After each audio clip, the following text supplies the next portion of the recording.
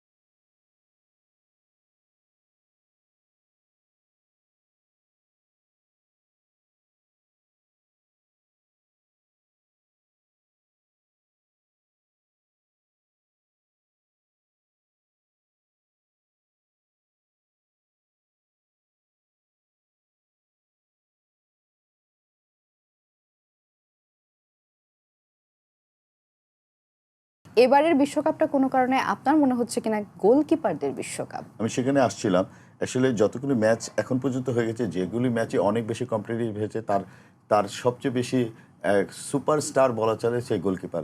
যদি র্যাঙ্কিং যাই হোক না কেন, দল যত নতুনই হোক না কেন, গোলকিপার আনপ্রেডিক্টেবল এবং গুড সেভ করে টিমকে একটা সর্বোচ্চ স্তরে নিয়ে যাচ্ছে। আজকে আর্জেন্টিনার এই ম্যাচের যে সবচেয়ে বড় ধাক্কা সেটা কিন্তু সাবির, Right. ওদের গোলকিপার যে মুস্তাফা। মোস্তফা সাবির, এবং সে তার দুর্দান্ত সেভ কিন্তু টিমকে এই পর্যায়ে নিয়ে গেছে।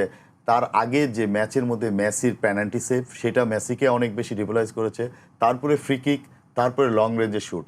তো একটা গোলকিপার কয়টা সেভ দেয়, এই সেভগুলি কিন্তু অনেক বেশি মিশরের আত্মবিশ্বাস বাড়িয়েছে এবং আর্জেন্টিনাকে ভুগিয়েছে। ভুগিয়েছে। এবং আর মনে হচ্ছিল মানে না, আন্ডার প্রেসারে খেলতে হ্যাঁ হয়েছে সেটাই, যে আর্জেন্টিনাকে। আর মনে হয় গোল করতে পারবো না বা আর গোল হচ্ছে না, এমন এক প্রাচীর বা দেয়াল তৈরি করেছে মিশররা। এবং তারপরে আবার মিশর গোল দিয়ে এগিয়ে গেছে এবং সেটা ৭৬ মিনিট পর্যন্ত, এমনও না ৪৫ মিনিটে শেষ, সে কিন্তু ম্যাচ শেষের দিকে নিয়ে যাচ্ছে এবং তাদের টেনশন আরো বেশি। আর্জেন্টিনা ম্যাচে কামব্যাক করা, অল আউট ফুটবলে গেছে, যেটাকে বলি আমরা যে আর হারানোর কিছু নয়, শেষ হারা, আমাকে জিততে হলে বা গোল করতে হলে, যে ম্যাচটাকে বাঁচিয়ে রাখিতে আমাকে গোল করতে হবে।